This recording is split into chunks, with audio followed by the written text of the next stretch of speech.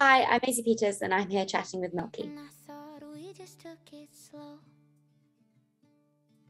They said your girlfriend's from the beaches. It's funny how everybody but me. I approach writing and then I always want to like tell a story. And I read a lot as a kid, so I think there's a lot of me as a writer that, you know, it's actually very narrative driven. I want to like set the scene. I want to you're the reader and I want you to know the characters and who they are to each other, and I want to paint the picture very vividly, and it's always been really important to me. So then in terms of, I guess, how I do that, it's funny, I was just sort of talking about this, so it's like on my mind, but it's all, to me, it's all about like emotional truth. And then I've said to people before, because I think I always get credited for being like a very honest writer, which I think I am. The things I talk about are very honest, but I'm also not like a historian. So like, and I'm also somebody who I think the song is, to me, takes such a priority that when I'm writing, it'll be less of a case of like, did this factually happen on August the 9th? And less of like, could it have happened on August the 9th? And like, does it benefit the world and the story and the feeling of the song? So then there's sort of, when I'm writing, it's this sort of like real sort of wonderful world of like realism and surrealism and like real true facts of my life mixed with like sort of dreamscape, what could have happened, what never happened, what I wanted to say, what I didn't say. Like, there's a real mix to it.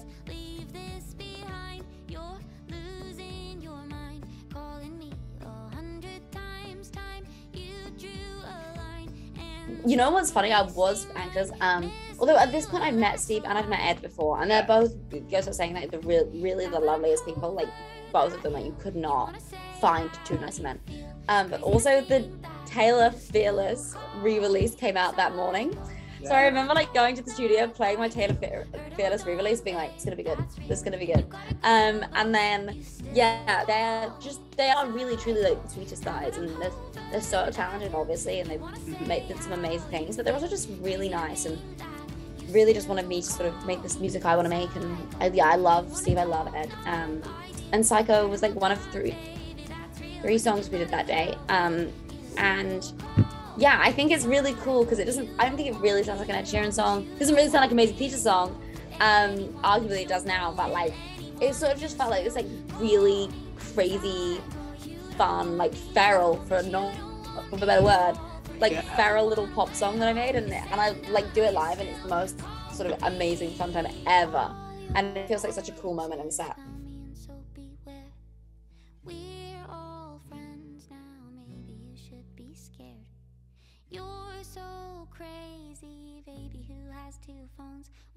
I think sort of in the making of this album, it was a really nice process. It did feel sort of effortless in some ways, in terms of the writing and sort of ending up with the songs that I did. But I think also there's always a pressure when you're in sort of the trenches where you're like, what's the single, and like what are the focused moments? Because I think I had the album, like a lot of the album tracks that you hear on this album, that's sort of like a really important to the album, like make up the backbone of it. I had like Volcano and Love My Don't, Talking to Strangers and Brooklyn and all these songs. You sign up for this. And then, but it was like this sort of this second half of 2020 when I was like, I need sort of focused moments, and I don't know what those are, and those are quite important. And then we ended up sort of going through the archives, and we found John Hughes movie, and we found Elvis song, and we're like, okay, like maybe we bring these back and resurrect them. And that was such a good case for doing it, because they then sort of became really important focus moments. Then we wrote Psycho very last minute, and we were like, okay, that's a focus moment, and everything sort of like scurried around that. But in a very chaotic way, I think that couldn't have worked out better. Like John Hughes movie and Psycho sort of like kicking it off was such a fun, like bastic way to begin an album that is actually really fun and young, and and I think that it sort of magically worked out well, I say.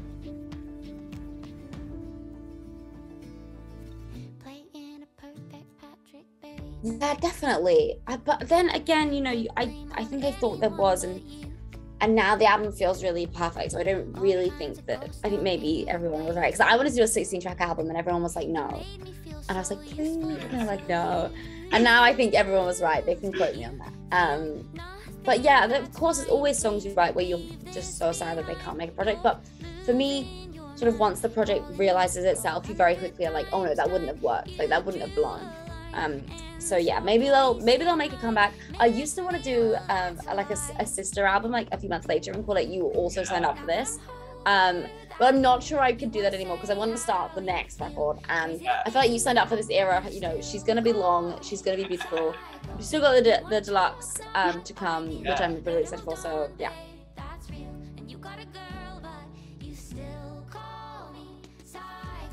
I've not worked in Nashville as much as I would like to, but I think that Nashville and LA, like, it's like the people that I've met there have been really cool. I think the experience as like a young songwriter and a young sort of like pop female songwriter, I think was really invaluable. It was like sort of, it was such an eye-opening experience in a way. It's hard to describe, but I'm very lucky to have got to do it when I was so young.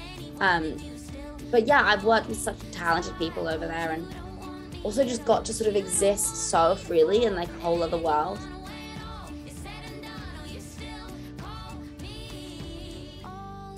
That's a good question. I think I would play them John Hughes Movie and oh my goodness, quite a hard question. And Tough Act and Love Him I Don't. I've gone with.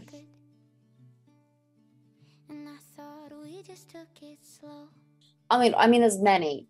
I'll sort of will be doing, all of it. Like, You Haven't Changed at All. It's just in the Not Friends middle eight where I go, I told you it was cool. God, you haven't changed at all. And like I sing it, but when I do it live, I just scream it because it's so satisfying. So there's definitely that line. I mean, really the whole album, I'm always singing it.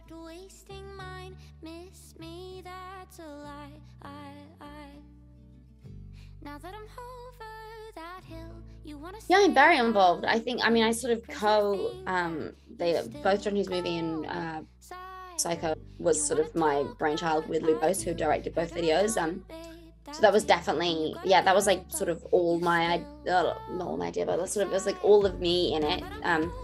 Both videos, you know, came from my little feral little mind, and down to like, there was like the Psycho music video when they're doing their eyeliner flicks in the mirror, and John Hughes Movie, like the heart rip was sort of a thing from my mind from like an Indiana Jones film. And the album cover and actually all the visuals that came after it, the album cover on the bus, that was really important. And I worked with Dan Sanders, who's an amazing sort of creative director that I work with a lot, and we worked trying to make that a reality of how to shoot on a bus, and like it's cool, like, you know, these are the earphones in the album cover, and these are the earphones that I use. And sort of I worked with a really close friend of mine, Dominique Froud, who's like my friend from home, on some of the visuals for this album. And like the Brooklyn music video is home videos of me and my sister that her and my mom like sent across to each other.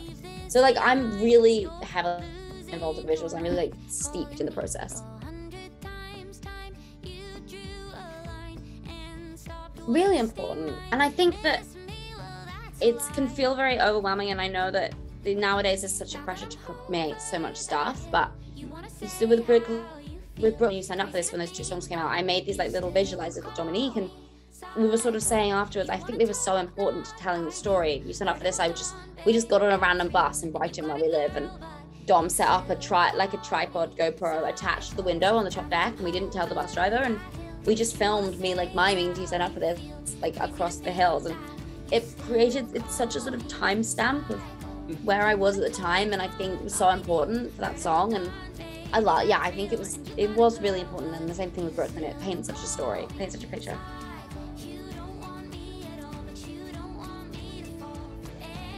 I mean, they're super fun. I think, fun is the key word. I've really tried to create a live show, especially that's just release and like a party and like a good time. And that's sort of what I want to be doing right now. And I think that's what people that come to the shows want to be doing as well. I would love that.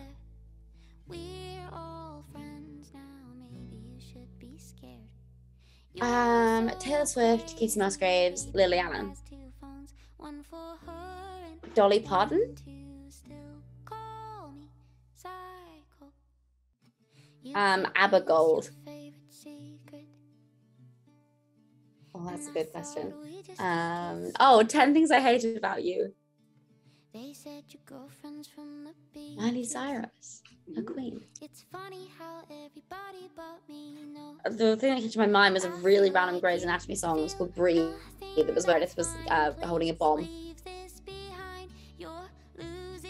You know what I'm going to say? I'm going to shout out, he's now, I'm very lucky he's a friend of mine, but I saw James Bay in Brighton Dome, and he was amazing, and I also love him as a person, so I'm going to say James Bay. Spice Girl.